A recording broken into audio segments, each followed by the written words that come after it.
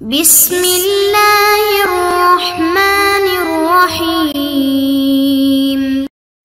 السلام علیکم معزز طلباء کرام، آپ سب کیسے ہیں؟ آج ہم تفسیر بیضاوی کے سبق نمبر 105 کو پڑھیں گے۔ آج کے ہمارے سبق کا عنوان ہے وضاحت۔ آج کے سبق میں ہم گزشتہ الذین یؤمنون بالغیب میں جو عبارت پڑھی تھی اس کی وضاحت کریں گے۔ تو آج کے سبق کا ہم بلا تاخیر آغاز کرتے ہیں اور اس کی توضیح اور تشریح کی طرف بڑھتے ہیں۔ تو جیسا کہ کچھ تعلق کے اعتبار سے گزشتہ سبق میں نے بات کی تھی کہ الذین یؤمنون بالغیب کا جو ما قبل سے تعلق ہے متقین کے ساتھ، یا تو انفصال کا ہوگا یا اتصال کا ہے۔ انفصال کا ہو تو اس پر ہماری گفتگو ہو چکی، تو اگر تعلق اس کا متقین کے ساتھ اتصال ہے تو پھر اعراب کے اعتبار سے اس کے اندر تینوں صورتیں ہو سکتی ہیں، یعنی مجرور بھی، منصوب بھی، مرفوع بھی۔ مجرور ہونے کی بنیاد یہ ہوگی کہ جملہ الذین یؤمنون بالغیب یہ صفت واقع ہوگا المتقین کی، اور صفت کی پھر تین قسمیں ہیں، ایک صفت مقیدہ ہے، صفت موضحہ ہے اور صفت مادحہ ہے، اور یہاں تینوں قسم کی صفتیں بن سکتی ہیں۔ لیکن یہ تینوں صفتیں متقین کی مراد پر موقوف ہیں۔ اگر آپ نے متقین سے مراد تارکین ما لا ينبغی لیا ہے تو اس صورت میں الذین یؤمنون بالغیب صفت مقیدہ ہوگی، بائیں طور پر کہ الذین یؤمنون بالغیب کے اندر عالمین جو ہے وہ اعمال صالحہ کا تذکرہ ہے۔ جب للمتقین ذکر کیا گیا اور مراد اس سے تارکین لیے گئے تو یہ شبہ ہوا کہ کیا قرآن پاک کا ہدایت والا ہونا خاص ہے تارکین ما لا ينبغی کے لیے، یعنی جو ما لا یعنی سے چھوڑ دیتے ہیں، اس سے بچتے ہیں، خواہ وہ عاملین اعمال صالحہ ہوں یا نہ ہوں۔ تو پس الذین یؤمنون بالغیب کو ذکر کر کے المتقین کو مقید کر دیا اور یہ بتلا دیا کہ صرف تارکین کے لیے ہدایت مخصوص نہیں ہے بلکہ ان لوگوں کے لیے بھی ہدایت مخصوص ہے جو تارکین ما لا ينبغی ہیں اور عاملین ما ينبغی ہیں۔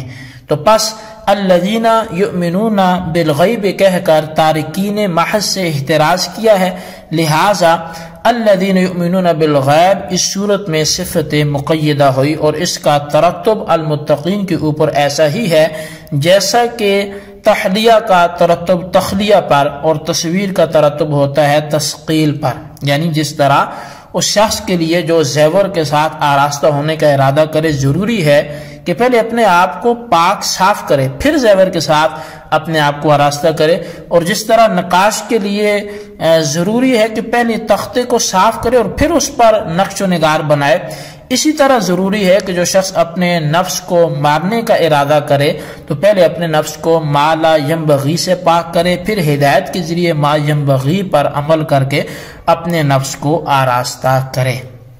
ما لا ينبغی کا مطلب ہے جو مناسب کام نہیں ہے ان سے پاک کرے، اور ما ينبغی کا مطلب ہے جو کام جو اچھے ہیں ان کو اپنائے۔ اور جملہ جو ہے الذین یؤمنون بالغیب یہ صفت موضحہ اس وقت ہوگا جبکہ المتقین کو فاعل حسنات اور تارکین سیئات کے اندر عام رکھا جائے، یعنی متقین سے دونوں معنی بیک وقت مراد لیے جائیں۔ مگر اس صورت میں اعتراض ہوگا کہ الذین یؤمنون بالغیب کو صفت موضحہ قرار دینا درست نہیں ہے، کیونکہ صفت کاشفہ تو اس کو کہتے ہیں جو اپنے موصوف کے مفہوم پر مشتمل ہو، کم و بیش بالکل نہ ہو، ہاں البتہ اجمال و تفصیل کا فرق ہو، اور یہاں الذین یؤمنون بالغیب اس مفہوم پر مشتمل نہیں جو متقین کے اندر ملحوظ ہے، اس لیے کہ متقین کے اندر فعل جمیع حسنات اور ترک جمیع سیئات کی معنی ملحوظ ہیں، مگر الذین یؤمنون بالغیب کے اندر یہ دونوں معنی نہیں ہیں، ترک جمیع سیئات کے معنی تو بالکل نہیں ہے اور فعل حسنات تو ہے مگر فعل جمیع حسنات نہیں۔ بلکہ فعل بعض حسنات ہے. پس جب الذین یؤمنون بالغیب المتقین کے مفہوم پر مشتمل نہیں ہے تو پھر اس کو صفت کاشفہ قرار دینا المتقین کے لیے کیسے درست ہوگا؟ تو جواب یہ ہے کہ الذین یؤمنون بالغیب سے کنایتن آیت سے کنایتن کیا گیا فعل جمیع حسنات اور ترک جمیع سیئات کی طرف. فعل جمیع حسنات کی طرف تو کنایہ اس طریقے پر ہے کہ الذین یؤمنون بالغیب کے اندر ان جمیع حسنات کے اصول اور بنیادوں کو ذکر کیا گیا ہے، اس لیے کہ جمیع اعمال حسنہ تین حال سے خالی نہیں ہے. یا تو تمام کے تمام نفسانیہ ہوں گے، یا تمام کے تمام بدنیہ ہوں گے، یا تمام کے تمام مالیہ ہوں گے. اگر تمام اعمال نفسانیہ ہیں تو ان کی اصل یعنی ایمان کو ذکر کر دیا گیا، اور اگر تمام کے تمام بدنیہ ہیں تو ان کی اصل تمام اعمال بدنیہ کے اصل صلات کو ذکر کر دیا گیا، اور تمام کے تمام مالیہ ہیں تو ان کی اصل زکوٰۃ کو ذکر کر دیا گیا. اور اسی وجہ سے حضور علیہ الصلوۃ والسلام نے فرمایا الصلاۃ عماد الدین والزکوٰۃ قنطرۃ الاسلام، یعنی نماز دین کا ستون ہے اور دین کا نام ہے اسلام کا، دین نام ہے اسلام کا، اور اسلام نام ہے تمام اعمال حسنہ کر کے اطاعت ظاہر کرنے کا. پس جب نماز ستون ہوا دین کا تو وہ ستون اسلام کا ہوا، اور جب ستون اسلام کا ہوا تو ستون ہوا تمام جمیع افعال حسنہ کا. لہذا نماز اصل اعمال حسنہ ہونا، اس کا اصل اعمال حسنہ ہونا ثابت ہو گیا. اور اسی طرح سے زکوٰۃ کا بھی اصل اعمال حسنہ ہونا الزکوٰۃ تو قنطرۃ الاسلام سے ثابت ہوا، کیونکہ حدیث میں جب زکوٰۃ کو قنطرۃ الاسلام کہا گیا تو اس کے معنی یہ ہے کہ بغیر زکوٰۃ کی ادائیگی کے انسان اعمال حسنہ تک پہنچ نہیں سکتا. پس زکوٰۃ موقوف علیہ اور اصل ہو گئی اعمال حسنہ کی. پس جب یہ اصول ہیں اعمال حسنہ کے اور اصول مستلزم ہوتے ہیں فروع کو، پس ان اصول پر عمل کرنا مستلزم ہے جمیع اعمال حسنہ پر عمل کرنے کو. لہذا اصول ملزوم ہوئے اور جمیع اعمال حسنہ ان کے لیے لازم ہوئے، اور ملزوم بول کر لازم مراد لیا گیا، اور اسی کو اصطلاح میں کنایہ کہتے ہیں. لہذا الذین یؤمنون بالغیب کا جمیع اعمال حسنہ سے کنایہ ہونا یہ ثابت ہو گیا. اور چونکہ یہ اصول مستلزم ہے ترک سیئات کو، مثلا نماز کے ساتھ مشغول ہونا مستلزم ہے ترک غیبت اور ترک لہو و لعب اور ترک حسد، ترک بغض و کینہ کو، اور ایسے ہی زکوٰۃ کی ادائیگی مستلزم ہے ترک بخل کو. اس لیے اللہ تعالیٰ نے نماز کے بارے میں فرمایا ان الصلاۃ تنہی عن الفحشاء والمنکر. پس جب یہ اصول مستلزم تھے ترک سیئات کو تو گویا اصول ملزوم ہوئے اور ترک جمیع سیئات لازم ہوا. لہذا یہ اصول بول کر ترک جمیع سیئات مراد لیا گیا، اور یہ ہی اہل اصطلاح کے نزدیک کنایہ ہے. خلاصہ یہ ہے کہ الذین یؤمنون بالغیب کنایہ ہے فعل جمیع حسنات اور ترک جمیع سیئات سے، اور جب کنایہ ہے فعل جمیع حسنات اور ترک جمیع سیئات سے تو الذین یؤمنون بالغیب یہ کہنا الذین یفعلون جمیع الحسنات ویترکون جمیع السیئات کے ہم معنی ہے. اور اس کا مفہوم اور المتقین کا مفہوم ایک ہو گیا، اور جب مفہوم ایک ہو گیا تو الذین یؤمنون بالغیب کو صفت کاشفہ قرار دینا درست ہے. تو اب اعتراض وارد ہوا کہ جب الذین یؤمنون بالغیب سے مراد کنایتاً الذین یفعلون جمیع الحسنات ویترکون جمیع السیئات ہے، تو پھر الذین یفعلون جمیع الحسنات کو کیوں ذکر نہیں کیا گیا، اور الذین یؤمنون بالغیب کو خصوصاً اس کی جگہ پر کیوں ذکر کیا گیا؟ تو جواب تین فائدوں کی وجہ سے اس کو ایسا کیا گیا. اول یہ بتلانا کہ حسنات کی دو قسمیں، ایک اصول دوسرا فروع، اور اصول کے ذکر کرنے کے بعد فروع کے ذکر کرنے کی ضرورت نہیں رہتی. دوسرا فائدہ یہ ہے کہ یہ تنبیہ کرنا مقصود ہے کہ ان اصولوں میں سے بعض ایسے بھی ہیں جو ترک سیئات کو مستلزم ہیں.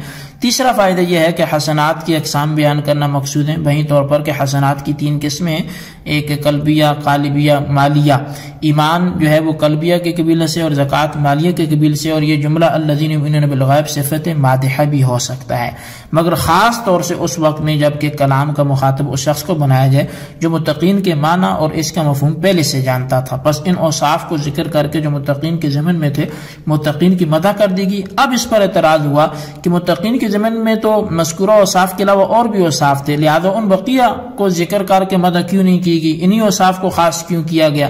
تو اس کا جواب یہ ہے کہ اوصاف مذکورہ کے فضیلت ظاہر کرنے کے لیے، اور دوسری ترکیب یہ ہے کہ الذین یؤمنون بالغیب بحالت نصب ہو، اور اس صورت میں یہ مدح کی بنا پر منصوب ہوگا، اور امدح یا آنی فعل مقدر ہوگا. اور تیسری ترکیب یہ ہے کہ الذین یؤمنون بالغیب یہ مرفوع ہو اور ہم مبتدا مقدر جو ہے وہ ہو اور اس کی خبر ہو. ان تینوں ترکیبوں کی صورت میں المتقین پر وقف جو ہے وہ وقف حسن غیر تام ہوگا۔ قاضی صاحب نے صفت موضحہ کی تفصیل کے تحت یہ بیان کیا تھا کہ یہ اوصاف مذکورہ جمیع حسنات کے فعل کو مستلزم ہے اور ترک جمیع سیئات کو مستلزم ہے۔ تو دیکھیے فعل جمیع حسنات کا حکم مقدر ہے اور ترک جمیع سیئات کا حکم مؤخر ہے۔